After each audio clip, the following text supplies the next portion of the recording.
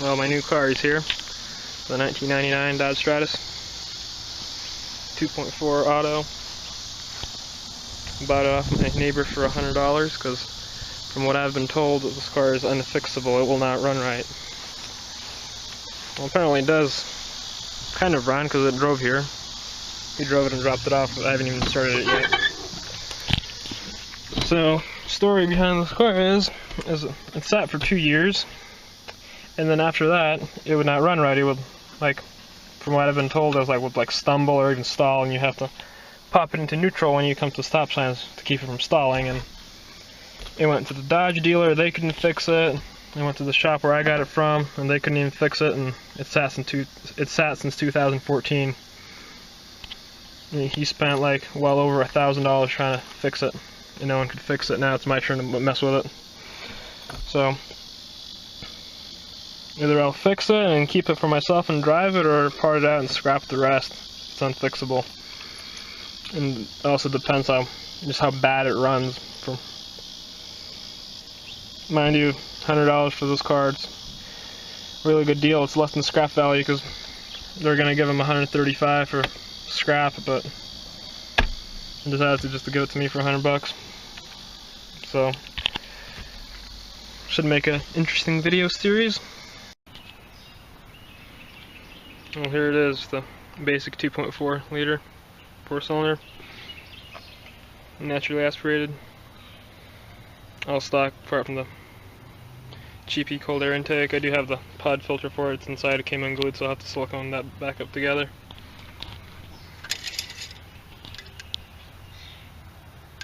Oil's fairly clean, but kind of smells like got gas in it, so that would have to be changed.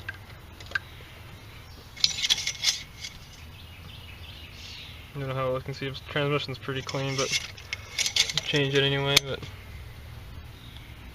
coolant's quite nasty, which will also have to be flushed. So I can hook up the jump leads and start. I got the jump leads hooked up to my IDI, and we'll have it go.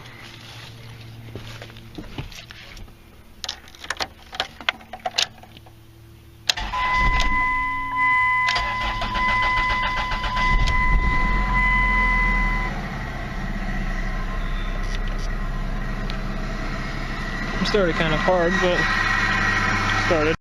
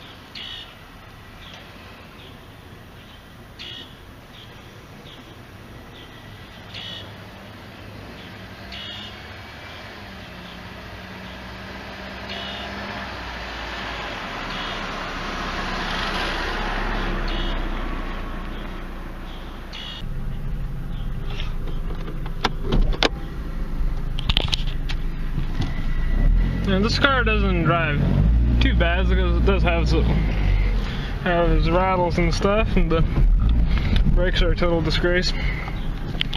Very spongy, but they're kind of better the more you use them, just because they're rusted up. I might have to put new brakes on. I'm fine with it, but anyway.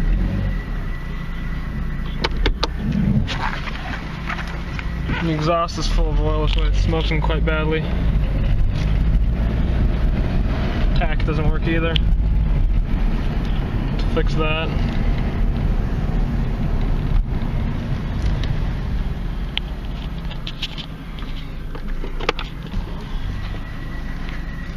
Mind you, this is not the worst used car I've ever driven by a long shot, because my IDI was much worse than this when I first got it. Windscreen's really dirty.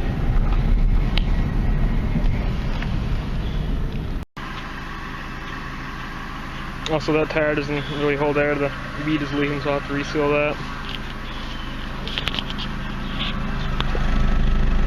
Fairly smooth, just kind of smoky, but it's clearing up.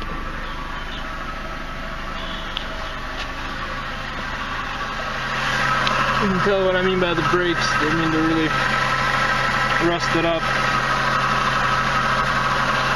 I might just try taking the rotors off and wire wheel them really good and sand the pads down so I'm trying to go seat in. If not, get new ones.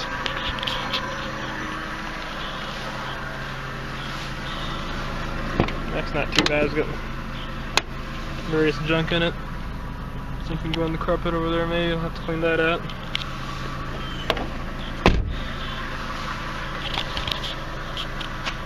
Have a look in the boot.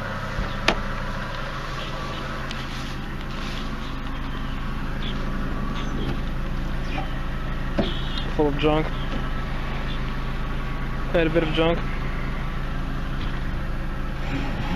Really big boot, isn't it?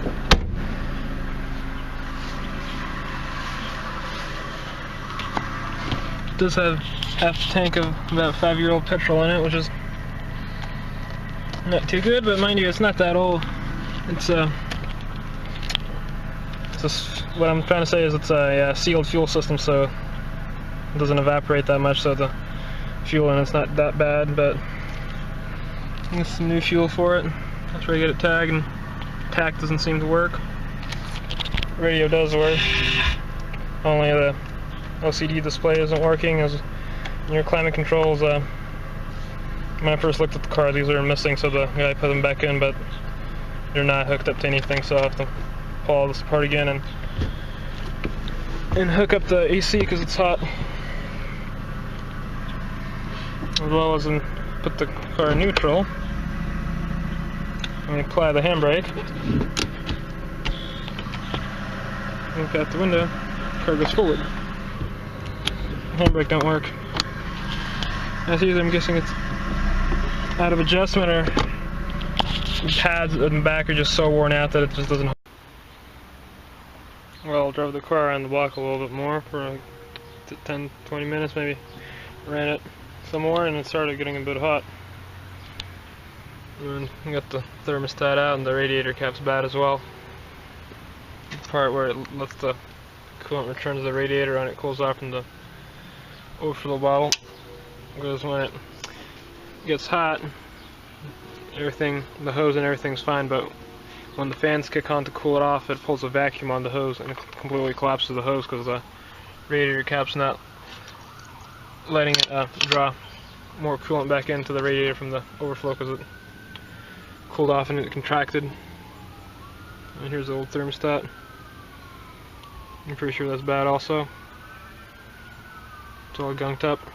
That black sludge you see is actually rubber deposits being eaten out from the hoses.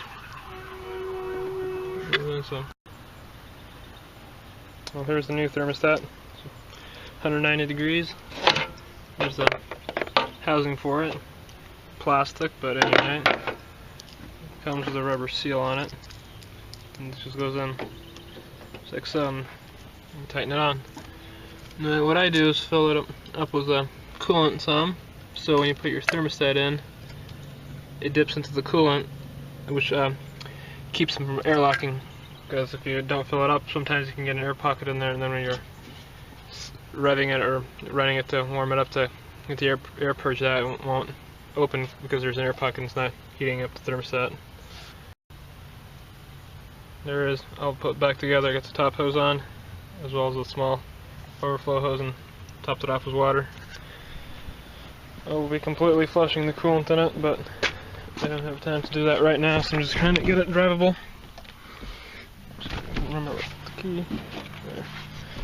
I did run it some, maybe over an hour, and it has charge enough, so I no longer have to jump start it.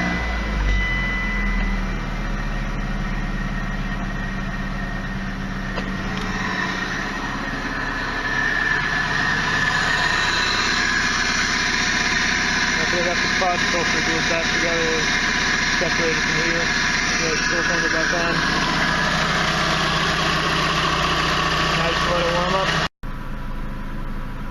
got it all warmed up with the cap on.